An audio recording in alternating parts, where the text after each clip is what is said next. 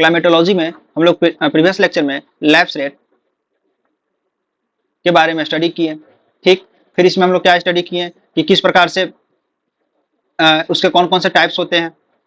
फिर adiabatic lapse rate क्या होता है, फिर पढ़ें कि इसके कौन कौन से टाइप है, ड्राई एडियाबैटिक लैप्स रेट, फिर वेट एडियाबैटिक लैप्स रेट के बारे में जाने, एक और टर्म्स जाने नॉर्मल लैप्स रेट के बारे में जाने, और इस नॉर्मल लैप्स रेट को हम इन्वायरमेंटल लैप्स रेट के नाम से भी जानते हैं। आज हम जानेंगे, आज हमें पढ़ना है कि इसी को कंटिन्यू करेंगे जब आगे हम, तो एटमॉस्फेरिक स्टेबिलिटी और इनस्टेबिलिटी। टॉपिक का नाम है atmospheric stability and instability. Okay, और ये जो स्टेबिलिटी इनस्टेबिलिटी है हम रेफरेंस लेते हैं रेनफॉल के लिए। ओके, स्टेबिलिटी टर्म्स अगर यूज हो रहा है इसका मतलब नो रेन फॉल कंडीशन है। मतलब अगर हमें स्टेबिलिटी जोन देखने को मिल गया, हमें रेनफॉल कंडीशन जनरेट नहीं होगा। ओके, और इनस्टेबिलिटी टर्म्स आ गया मतलब हैवी रेनफॉल या रेनफॉल कंडीशन जनरेट हो रहा है। ओके, तो हम सबसे पहले जानेंगे इस वाले टर्म्स में कि पहला कॉन्सेप्ट स्टेबल एयर पार्सल क्या होता है, ठीक। फिर जानेंगे कि अनस्टेबल एयर पार्सल क्या होता है, और थर्ड टर्म न्यूट्रल फेज में क्या होता है। ओके, स्टेबल एयर पार्सल कहने का मतलब यहाँ पे नॉर्मल है कि जो vertical motion, in this case the vertical motion is inhabited. क्या होगा, वर्टिकल मोशन इज इनहेबिटेड, ठीक है। मतलब अ parcel lifted will be pushed back। मतलब स्टेबल केस में क्या होगा, जो एयर पार्सल ऊपर की ओर मूव कर रहा था एक फेज के बाद, एक कंडीशन के बाद वो नीचे वापस आ जाएगा। मतलब वो क्लाउड की फेज में चेंज ही नहीं होगा, और ठीक है। और अगर क्लाउड के फेज में चेंज भी हो गया तो उसके पास एबिलिटी नहीं होगी कि वो रेनफॉल में कन्वर्ट कर सके, ठीक है ना। मतलब if cloud form there will be shallow layer cloud like status. मतलब कैसा शो करेगा, अगर क्लाउड फॉर्म हो जाता है तो shallow layer cloud status show करेगा। ये हो गया sorry stable rainfall. Stable air parcel मतलब सिंपल सी बात है कि no rainfall condition, rainfall condition. अब हम जानेंगे कि इन अनस्टेबल रेनफॉल कंडीशन क्या होता है। ओके, इसमें क्या होगा कि जो वर्टिकल मूवमेंट है, ठीक है ना, वर्टिकल मोशन अकर कॉमनली, ठीक है ना, क्या करेगा, कुमुलस क्लाउड्स फॉर्म करेगा। मतलब जब एयर पार्सल का अपलिफ्टमेंट होगा ऊपर की ओर, तो एक फेज के बाद ये क्या हो जाएगा, एयर पार्सल क्लाउड में कन्वर्ट हो जाएगा और इसके पास एबिलिटी होगी रेनफॉल करवाने की, ठीक है, रेनफॉल करवाने की एबिलिटी होगी। मतलब अनस्टेबल एयर पार्सल क्या करवाता है, रेनफॉल कंडीशन शो करता है, रेनफॉल कंडीशन शो करता है।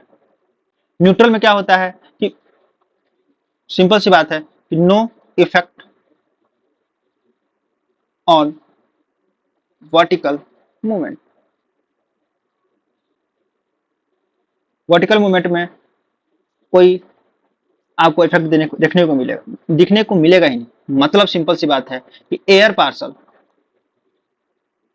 जो एयर पार्सल होगा वो राइज करेगा नहीं, no rise in air parcel. Air parcel क्या है, राइज नहीं करेगा। अगर एयर पार्सल राइज ही नहीं किया तो इस फेज को क्या कहेंगे, न्यूट्रल फेज कहेंगे। अगर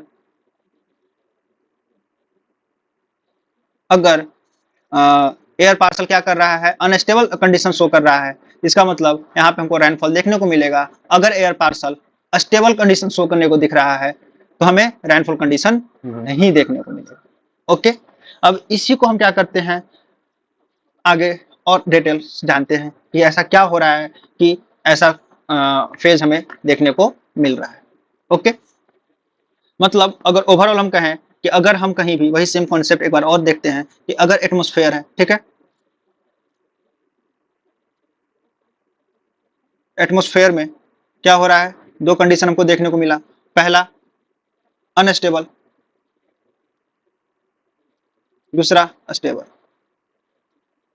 ठीक, अनस्टेबल शो हैवी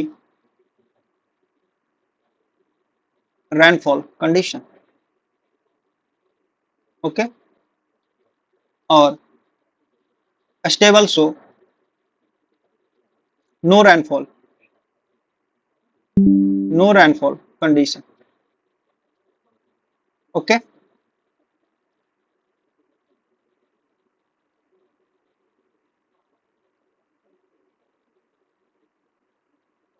अब आगे समझते हैं। तो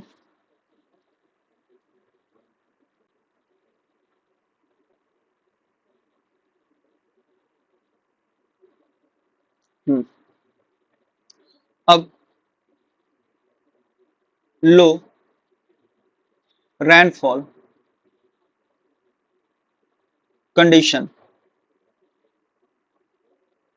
जनरेटेड। अच्छा, अब लो रेनफॉल कंडीशन कब जनरेट होगा, अब जैसे मानते हैं दिस इज, ये मेरा अर्थ सरफेस है। ओके, क्या है ये, अर्थ सरफेस। अच्छा, अर्थ सरफेस है, सनलाइट आ रहा है, सनलाइट आ रहा है तो यहाँ का जो वाटर होगा क्या करेगा, इवेपोरेट होना स्टार्ट करेगा। ठीक, क्या होगा, इवेपोरेशन होगा। अगर इवेपोरेशन हो रहा है, मेरा एयर पार्सल जनरेट होगा। ये क्या बनेगा, मेरा एयर पार्सल। इसके बारे में कल डिस्कस कर चुके थे। ओके, एयर पार्सल अपलिफ्ट करेगा ऊपर की ओर, किस रेट से करेगा ये भी बताए थे, क्यों कर रहा है, क्या कंडीशन है, DALR से ऊपर जाएगा। फिर एयर पार्सल क्या करेगा, एक्सपेंड करेगा। ठीक, यहाँ पे क्या बनेगा, air parcel, air parcel expand करेगा, और जैसे ही क्या करेगा, कंडेंसेशन लिमिट को क्रॉस करेगा, ठीक है ना, पॉइंट को क्रॉस करेगा, तो ये जो अपलिफ्टमेंट होगा किसके होगा, WALR के रेट से ऊपर होगा। ठीक है ना। अच्छा, अब ये और अब due to more temperature decreases, हमको पता है ना, ऊपर जाते टेम्परेचर में क्या करता है, डिक्रीज करता है। Here cloud will be form, cloud क्या होगा, फॉर्म होगा। क्लाउड कहेगा क्लाउड कवर, क्लाउड कवर क्या करेगा, फॉर्म करेगा। And due to this rainfall occur, मतलब जैसे ही WALR क्रॉस कर रहा है तो मेरा क्लाउड कवर, ये क्या है मेरा,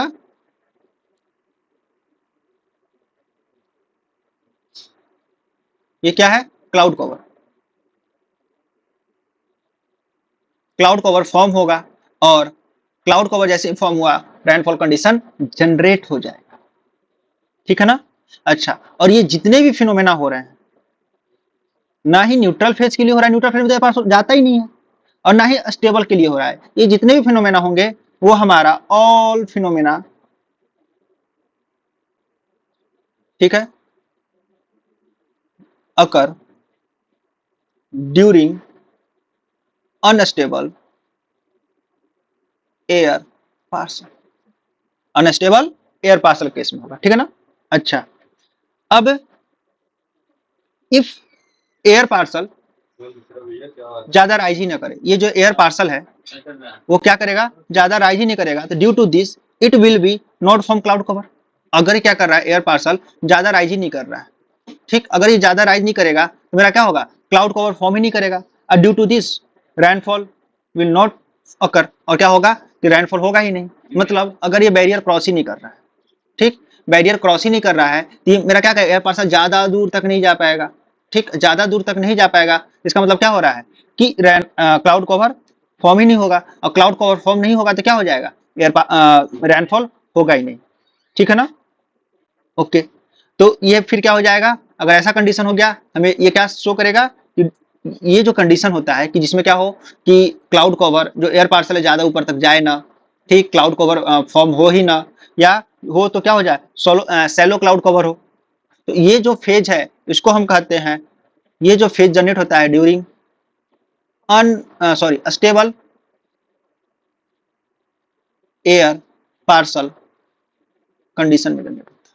okay, means in case of unstable air parcel move vertical moment will be so and form, ठीक है ना, and form dense cloud and due to this heavy rainfall भी occur। ठीक है ना। मतलब कि अनस्टेबल एयर पार्सल में जो मेरा मूवमेंट होता है, ठीक है ना, वो क्या होता है, स्लो होता है, और फॉर्म क्या होता है कि मोर डेंस क्लाउड फॉर्म होते हैं। ये जो क्लाउड होंगे वो क्या होंगे, बहुत सारा डेंस होगा, उसका कारण क्या होगा कि हमें हैवी रेनफॉल हमें देखने को मिलता है। ओके, हैवी रेनफॉल हमें देखने को मिलेगा। ओके, अब हम क्या पढ़ेंगे, अब हम जानेंगे कि types of atmospheric stability and instability. Atmospheric stability और इनस्टेबिलिटीज के टाइप्स। तो पहला हम एटमॉस्फेरिक स्टेबिलिटी बोलते हैं, पहला टाइप। दूसरा टाइप जो होता है अब्सोल्यूट स्टेबिलिटी। तीसरा जो टाइप होता है वो होता है अब्सोल्यूट इनस्टेबिलिटी। चौथा जो टाइप होता है वो होता है कंडीशनल इनस्टेबिलिटी। ठीक, अच्छा, तो एटमॉस्फेरिक स्टेबिलिटी में हमें क्या होगा, सबसे पहली बात स्टेबिलिटी मतलब नो रेनफॉल। इनस्टेबिलिटी मतलब रेनफॉल। ओके, एटमॉस्फेरिक स्टेबिलिटी में क्या होगा कि जो DALR होगा उसका वैल्यू ग्रेटर देन होगा NLR के। Must important direct question.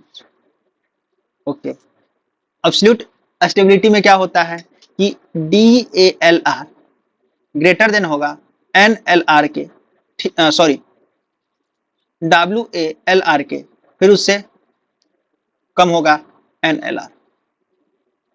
Okay, absolute instability में क्या होगा कि WALR ग्रेटर होगा किससे, DALR से, उससे ज्यादा होगा NLR से।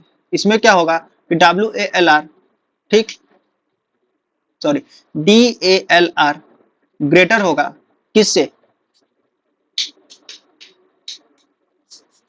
ELR से, उससे, फिर WALR।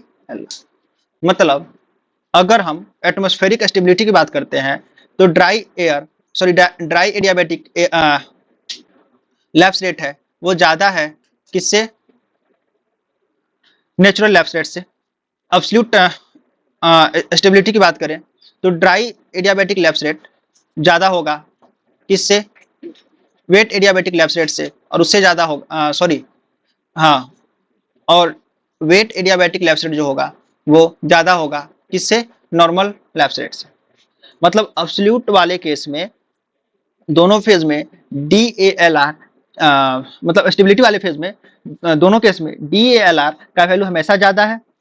ठीक, जब एटमॉस्फेरिक केस आता है तो नॉर्मल सी बात है कि WALR का वैल्यू वहां देखना ही नहीं है, NLR का वैल्यू देखना है। ठीक है, इनस्टेबिलिटी केस में कि जब एब्सोल्यूट है तो WALR का वैल्यू ज्यादा होगा, और कंडीशनल है तो WALR का वैल्यू सबसे कम होगा। ओके, अब इसको क्या करेंगे, एक एक करके पढ़ेंगे। मतलब एटमॉस्फेरिक स्टेबिलिटी कैसे फॉर्म होता है, एब्सोल्यूट स्टेबिलिटी कैसे फॉर्म होता है। तो आज हम इस लेक्चर में एटमॉस्फेरिक स्टेबिलिटी के बारे में अच्छे से जान लेंगे। Okay,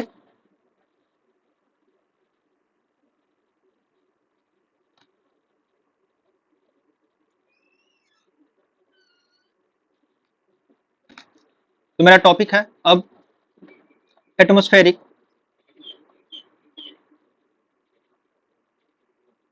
atmospheric stability. ओके, मानते हैं सबसे पहले केस ले लेते हैं हम कि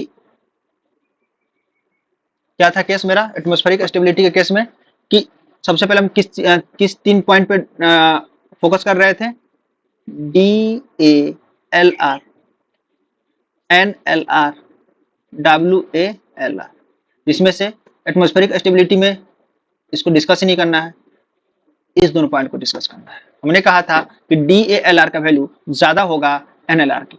ओके, तो हम मान लेते हैं कि मान क्या लेते हैं, DALR का जो वैल्यू था फिक्स होता है 10 डिग्री सेल्सियस पर किलोमीटर। ओके, और हमने यहां माना कि जो NLR का वैल्यू है वह 2 डिग्री सेल्सियस पर किलोमीटर के हिसाब से क्या कर रहा है, डिक्रीज कर रहा है। ओके, इस वाले केस में क्या है कि DALR का वैल्यू जो है ग्रेटर देन है NLR के। This is my earth surface. Okay, ये अर्थ सरफेस हो गया। अब क्या हो जाएगा,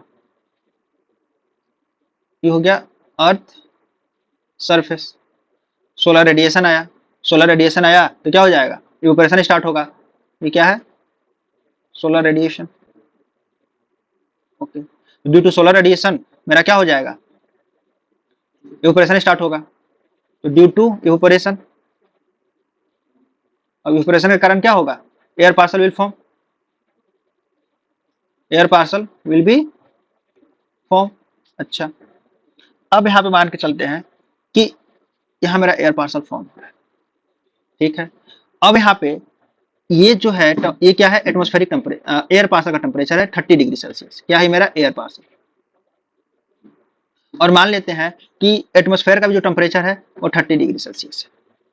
ओके, जब हम 1 किलोमीटर ऊपर जाते हैं, 1 किलोमीटर ऊपर गए, एयर पार्सल क्या करेगा, एक्सपेंड करेगा, ठीक है ना। एयर पार्सल क्या करेगा मेरा, एक्सपेंड करेगा। ओके, अच्छा, इसका रेट जो है 21 रेट से ऊपर जा रहा है, तो DALR के रेट से ऊपर जा रहा है, तो क्या हो जाएगा, 1 किलोमीटर ऊपर जाने पे मेरा कितना डिग्री सेल्सियस कम हो रहा है, 10 डिग्री सेल्सियस, ये हो जाएगा 20 डिग्री सेल्सियस। एटमॉस्फेरिक जो होगा NLR से ऊपर जाएगा, ये NLR का जो टेम्परेचर होगा यहाँ पे क्या होगा, 2 डिग्री घट रहा है, मतलब 28 डिग्री सेल्सियस। ओके, फिर क्या कर रहे हैं, 1 किलोमीटर और ऊपर जा रहे हैं, हम देख रहे हैं ये हो गया 10 डिग्री सेल्सियस और ये हो रहा है 26 डिग्री सेल्सियस, ठीक है। ओके, तब एटमॉस्फेयर के पास क्या था, एटमॉस्फेयर का 30 डिग्री था। वी नो दैट क्या होता है एटमॉस्फेयर, हम लोग क्या 30 डिग्री सेल्सियस था ना एटमॉस्फेयर का, और हम लोग जानते हैं कि एटमॉस्फेयर का टेम्परेचर क्या होता है, कांस्टेंट नहीं होता है।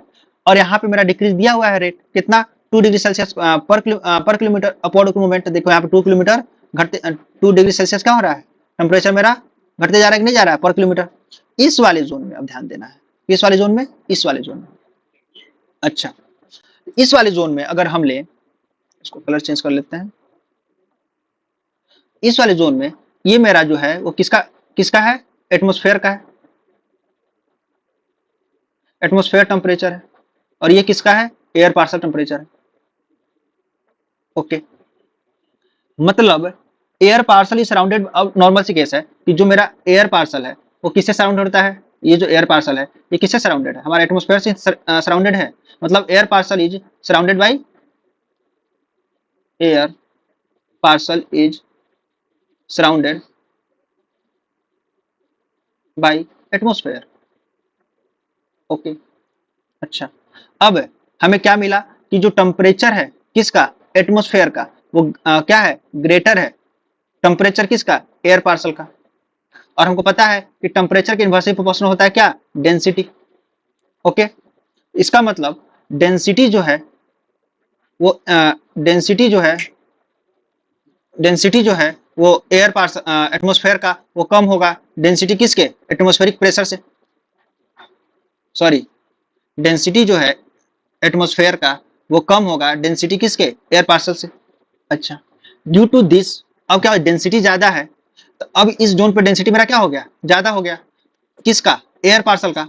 अब क्या करेगा, सिंक करना स्टार्ट कर देगा, ठीक, due to this air parcel sink back downward, ठीक है ना। और क्या करेगा, ये डाउनवर्ड सिंक करना स्टार्ट कर देगा, और due to this sinking process cloud will be never form, और क्या हो जाएगा कि सिंक करना स्टार्ट कर दिया नीचे क्लाउड बनने से पहले ही, तो क्या हो जाएगा, डाउनवर्ड नीचे आ जाएगा, तो क्या हो जाएगा, cloud will be never form, और जब क्लाउड फॉर्म ही नहीं होगा तो नो नो रेनफॉल।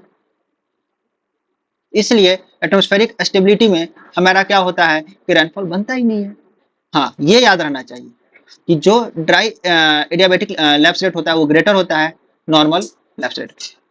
ओके, फिर हम नेक्स्ट लेक्चर में हम जानेंगे कि बाकी जो 3 केस थे, एब्सोल्यूट स्टेबिलिटी, फिर एब्सोल्यूट अनस्टेबिलिटी, तीसरा कंडीशनल अनस्टेबिलिटी, उसको हम नेक्स्ट लेक्चर में जानेंगे। अभी के लिए थैंक यू,